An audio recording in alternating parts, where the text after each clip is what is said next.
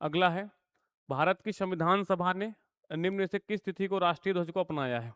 बताइए। 22 जनवरी 1950, 24 जनवरी 1950, 22 जुलाई 1947, 22 जुलाई 1948।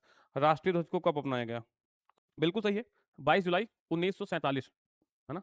अब आगे बताओ, आपको पता है कि संविधान के भाग 4 ए में क्या है? तो फंडामेंटल ड्यूटीज़ है ना? क्या है? फंडामेंटल ड्यूटीज़ हैं। फंडामेंटल ड्यूटीज़ कहाँ पर है? आर्टिकल 51 ए में है। तो बताओ कौन-सा ऐसा फंडामेंटल ड्यूटी है जो राष्ट्रीय ध्वज के सम्मान की बात करती है? कौन-सी ऐसी फंडामेंटल ड्यूटी है? वो क्रम बताना है आपको ना। जैसे आपको पता है कि ए से लेकर के के तक हैं आपके, है ना? ए, बी, सी, डी इस तरीके से कहाँ तक है? के तक। तो कौन-सा ऐसा फंडामेंटल ड्यूटी है जो हमारा जो नेशनल फ्लैग है उसके रिस्पेक्ट की बात करता है? बताइए। पहला मूल कर्तव्य क्या कहता है कि राष्ट्रीय ध्वज के सम्मान की बात करता है ना? इस तरीके से भी आपको पढ़ना है। अगर कोई चीज़ आई सिर्फ उसको बताने से ही काम नहीं चलेगा। आगे बताओ। राष्ट्रीय कैलेंडर हमारा क्या है?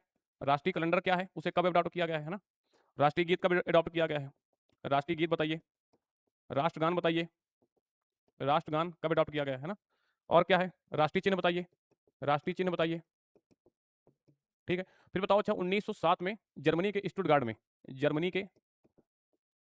स्टुटगार्ड में किसने ध्वज फहराया था? यूपी पीसीएस में आया हुआ प्रश्न है। यूपी पीसीएस में आया हुआ प्रश्न है कि 1907 में जर्मनी के स्टुटगार्ड में किसने भारतीय ध्वज फहराया था? ठीक है।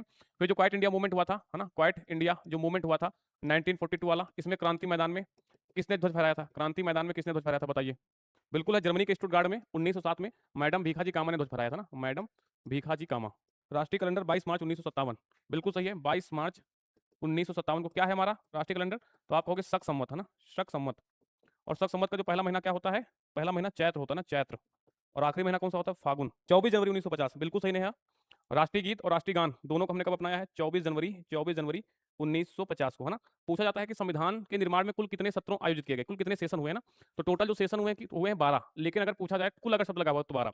अगर ये पूछा जाए कि संविधान के निर्माण में कितने सेशन हुए हैं? तो संविधान निर्माण में 11 सेशन हुए हैं। क्योंकि जो 12वां सेशन आयोजित होता है कब होता है? 24 जनवरी को, है ना? 24 जनवरी 1950 को ये आपका 12वां सेशन हुआ था। तो ये संविधान के निर्माण में नहीं हुआ था। ये संविधान के निर्माण में नहीं हुआ था। ये सिर्फ सेशन हुआ था राष्ट्रीय गीत और राष्ट्रगान को अपनाने के लिए, साथ-साथ में संविधान में हस्ताक्षर करने के लिए, है ना?